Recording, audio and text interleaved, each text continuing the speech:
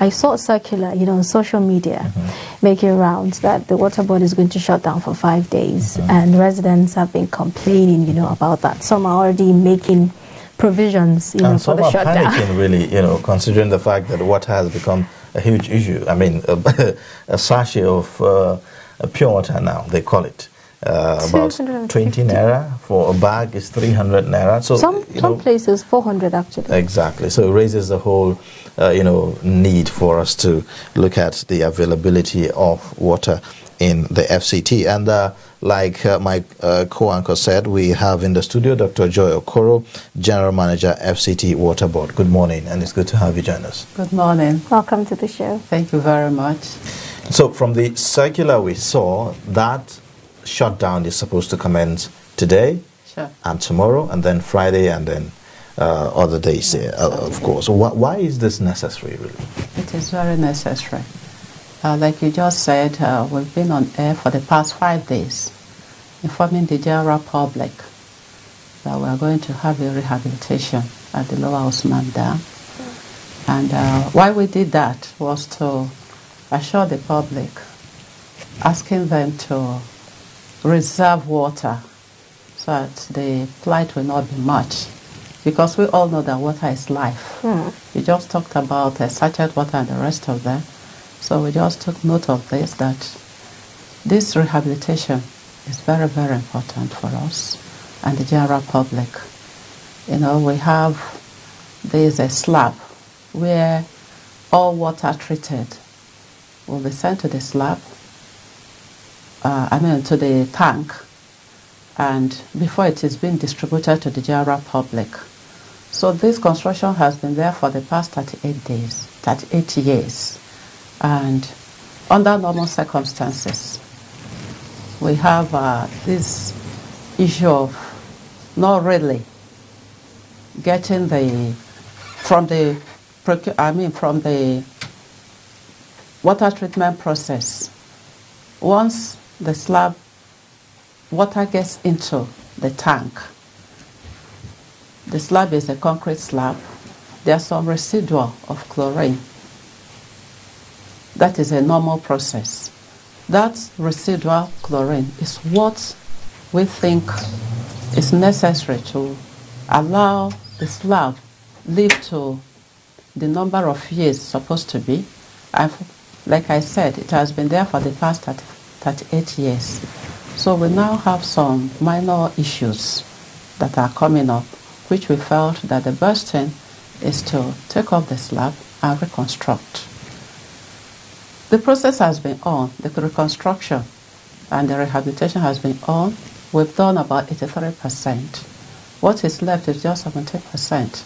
And that 17% is to have a bypass so that water will be linked to these other trunk mains to be distributing the water, because the job itself to construct this slab is going to take 6 whole months. That is with steady work by the contractor. So that bypass is just necessary for the inhabitants of FCT to keep having water. Okay, so what is the duration of the repairs and what part of the FCT will it affect? Yes, like I said, the duration is 6 months. That is from now on, apart from the fact that we have achieved 83%. And it's going to affect almost all parts of the city. Oh. For instance, we are going to have Garki. We have Garki 1, Garki 2, Wuse District, Wuse 1, Wuse 2, Asokoro, Maitama, the business CDB, that's a Central Business District. We are going to, even the military barracks will be affected. Karunyanya will be affected, airport, Gwagwalada Hospital, University, then Gwagwalada. So we have about 10 areas where we'll have this problem. And that is why we went on air to assure Nigerians that there will be no problem. Kindly store your water. We ask everybody to have reservoirs. If you don't have, I know many people have reservoirs in the city. And those that don't have, they should please get 1 or 2 to store water, because of the importance of water to everyone. So how is this repairs going to enhance the supply of water in the FCT? It's going to really enhance in the sense that it's something, it's not as if we've not been having potable water, quality water in the FCT, but it is necessary because of that residual chlorine that has settled on the slabs. If we don't do that, it will definitely collapse, and that will be catastrophic in the city. So the best thing is to arrest the situation now, so that the water supply will move on without any interruption. Okay. So as this is done, of course, FCT residents will keep enjoying our water, and there will be no issue of on the unknown, because the unknown will be the collapse. Right. So it's better to arrest the situation on time before it gets bad. Okay, so is this, shutdown for the few days, does it have any connection with the, rising price of water we are seeing presently? No, not with FCT Water Board yet, although we're trying to do that. Our water is very, very cheap. A cubic meter of water, we sell it for 80 naira, which is 5 drops of water. Nowhere in the country water is sold like that. And for the fact that we produce the best water in Africa, I'm proud to say that. So, are you talking about the FCT now or Nigeria as a whole? You mean the FCT water? Are you talking about the FCT water now or Nigeria generally? The FCT Water Board produces the best water in Africa. And our cost is just 80 naira per cubic meter, which is very, very cheap. So, like I said, 5 drops of water, 5 drops of water for 80 naira. Isn't it that cheap? Is that cheap, really? 5. So shouldn't it be that If you cheap? say drop, what's the quantity of that drop? If you say drop, because for one to really have a good image of that, a graphic image of that, when you say 5 drops, what's the quantity? 5 drums of water. Okay, drums. Drums. Oh, Okay. Drums. Okay, You know the big drums? Yes. Okay, I thought I had drops. No, drums. Okay.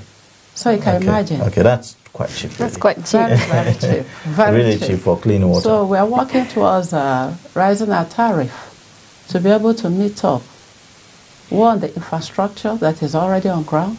Secondly, the treatment chemicals. But why do we see this rise in the price of sachet water, for instance, in the FCT when it's that cheap, coming from the FCT Water Board? Well, I wouldn't know because we're not concerned with that. I think the regulatory body should do something about that. If we are giving 5 drops of water for 80 naira, I don't think sachet water should be that high. Well, it could be the cost of the production, just like what we are saying.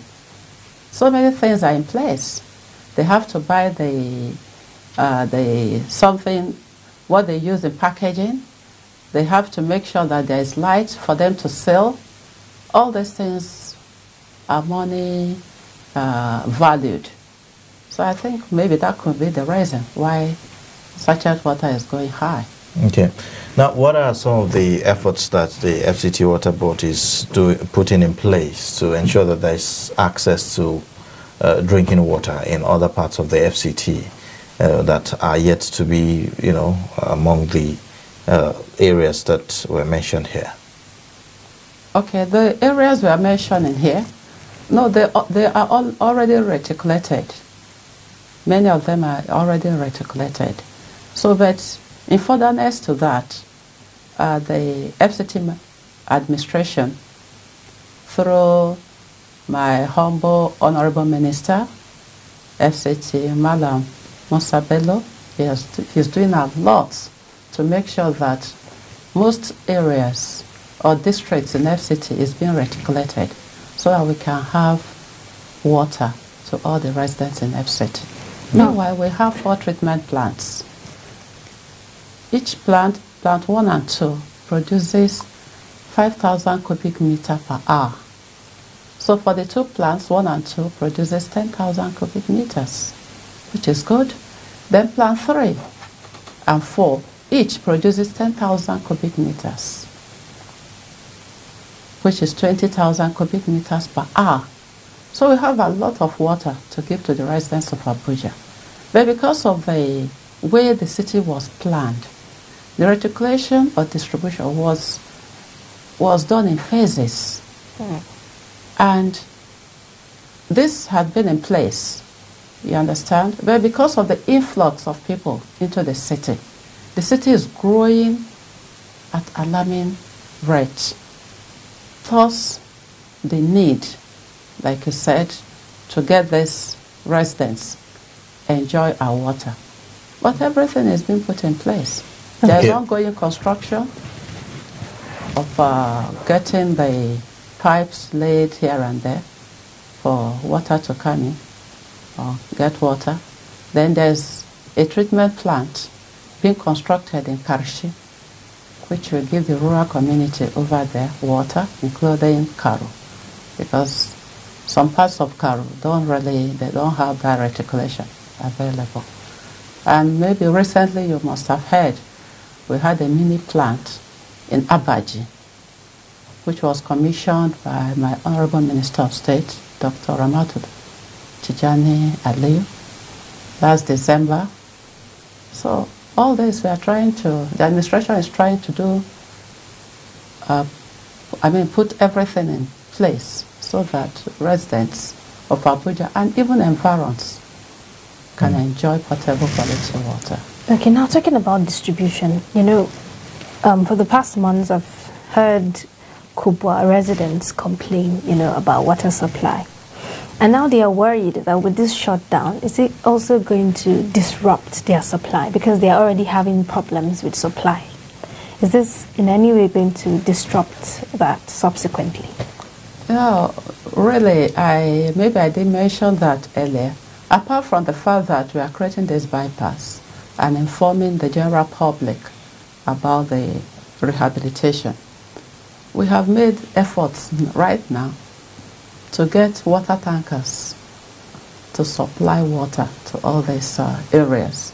In fact, by today, we'll be releasing all the telephone numbers of our area managers. We have 16 area offices, including Abuja. Though Abuja is just taking free water, they are not paying any dime for now. So the 16 area offices, area managers' numbers will be on air so that all residents of Abuja, wherever they are located, can call when they need water and we supply them with water. Is this going to be free? Sure, that's the palliative. Oh, wow. Intervention, isn't it? To cushion the effects, isn't it? To cushion the effect. And to make sure that our water is being delivered the way it is, we are going to sanitize all the area of it, disinfect all the tankers before giving them the water. So we have lifting point. We've assured that we've met with the management of the tanker drivers, so water tanker drivers. So we've been assured they get to our lifting point, take water, and they will be led to the areas where this water is being needed. Okay. Yes. All right. Now let's talk about other aspects in terms of the payment for water supply. You talk about the Abuja, for instance, that they enjoy free water on all of that. In terms of payment, what's the status at the moment when we see people complain about water supply, but then not many people talk about the bills to be paid for water? How is that coming? Is it encouraging, really, the kind of payment that we see as far as water bills are concerned? No, thank you very much for having that intuition. People complain they don't have water. They never talk about payment for the water. Actually, I wouldn't say Nigerians are not trying. they are trying, but not equitable to what we provide. Like I said, water is very, very expensive to get to the point of consumption. One, the infrastructure that is already there, which are being maintained daily. Because some people will say, oh, there was this pipe burst, I saw water gushing out. That pipe burst, nobody knew it was going to happen. It just happened like that. And it has to be fixed immediately, or else water will be wasted. And this is well-treated water. Then you talk about the chemicals. What we treat is raw water, which is not good for the human consumption. So every effort is made. Chemicals are being put in place to treat this water. And at the end of the day, you send your water bill to residents, to offices, like your office. At the end of the month, we get nothing. It's quite discouraging. So that's why I said, well, I wouldn't say they are not trying. They are trying. I don't want to be negative about it. I want to be positive that they are trying. But much effort needs to be put in place.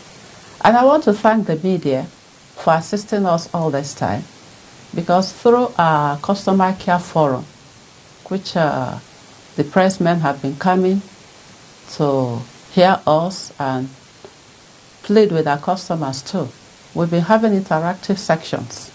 Among the 16 area offices, we've done 15 this year, and there is positive result. For instance, our IGR had increased, and we hope it will keep on. You know, because we are pleading, we have given you the necessary thing you need in life, because without water nobody can live. We have done that, and we expect a thank you. And what's a thank you? Pay our bills. You know? So what happens when people do not pay these bills? How does it, affect your work, and what are the actions that are taken, to deal with this? Yes, after all this pleading, and they don't pay, what we do is shut them down. We stop the water flowing in their premises. For instance, if Daily Trust refuses to pay us, we'll come here. Shut down. So, because we've done the effort, we have pleaded, please help us to be able to sustain the infrastructures that are in place to get this commodity very close to you. So, we have no other option than to do that. Okay. All right. Well, thank you so much for coming on the show and speaking with us. We've been speaking with Dr. Joy Okoro, who is the Director, FCT Water Board, talking to us about the recent plan to shut down water supply in some areas of the FCT. Thank you for coming. We hope to have you again next time. Thank you very much. Thanks for the good work you are doing. Also help us more to talk to the general public, that we are there to serve them better. Right.